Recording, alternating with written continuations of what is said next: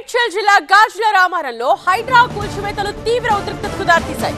హబీబ్ బస్తీలో హైడ్రా కూల్చివేతలపై స్థానికులు తిరగబడ్డారు. జేసీబీపై రాళ్లు రువ్వడంతో అద్దాలు ధ్వంసమయ్యాయి. దీంతో కూల్చివేతల ప్రదేశంలో హై టెన్షన్ పరిస్థితులు నెలకొన్నాయి. Senior staff reporter Lakshmikant spot లో సిద్ధంగా ఉన్నారు. మరిన్ని డీటెయిల్స్ తో లక్ష్మీకాంత్, రైట్ నౌ సిచ్యువేషన్ ఏంటి? కూల్చివేతల్ని ఆపారా? అక్కడున్న స్థానికులు ఏమంటున్నారు?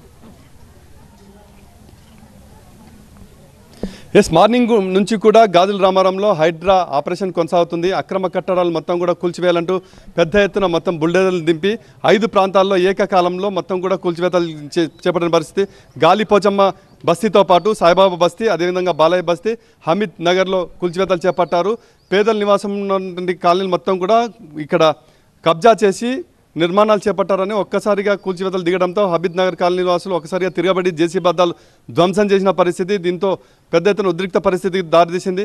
ఆ తర్వాత మనం బాలయ్య నగర్ చూడొచ్చు. ఈ ప్రాంతాల్లో ఒకటేసారి కూల్చివేసిన నిరసనగా మొత్తం మహిళలు పెద్ద ఎత్తున బతుకమ్మ ఆడుతూ తమ దీనావస్థను వెలుబుచ్చారు. తర్వాత కరెంట్ తీగలు మొత్తం కూడా కట్ చేసి ఇళ్లకు కరెంట్ సరఫరా తీసేసి ఇల్లు బలవంతంగా ఖాళీ చేసే ప్రయత్నాలు చేయడంతో వాళ్ళు ఇల్లు ఖాళీ చేయకుండా అక్కడనే కరెంటు తీగలు మొత్తం కూడా గొంతుపై వేసుకుని ఆందోళన చేసిన పరిస్థితి. తాజాగా నేను ఇక్కడ గాలిపోచమ్మ బస్తీలో ఉన్నాను. ఈ బస్తీలో అమ్మవారి టెంపుల్లో మొత్తం కూడా గాలిపోచమ్మ అమ్మవారికి, రేణుకాలమ్మకు మొత్తం ప్రత్యేకంగా వీళ్ళు పూజలు చేశారు. ఇక్కడ మహిళలు హైడ్రాకు మొత్తం మంచి బుద్ధిని ప్రసాదించాలని ఇక్కడ టెంకాయలు కొడుతున్న పరిస్థితి.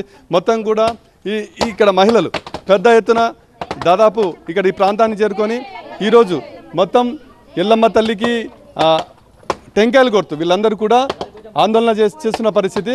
ఎందుకంటే హైడ్రా దౌర్జన్యంగా గుండాగిరి చేస్తూ మొత్తం తమ ఈ ఇళ్లను మొత్తం కూడా నేలమట్టం చేస్తుంది. హైడ్రా కమిషనర్ ఎటువంటి పరిస్థితుల్లో కూడా ఇళ్లను ధ్వంసం చేయం, పేదలకు సంబంధించి చెప్పుకుంటూ వచ్చిన హైడ్రా కమిషనర్ తొలగించడం పట్ల పెద్ద ఎత్తున ఆందోళన వ్యక్తం చేస్తున్న పరిస్థితి.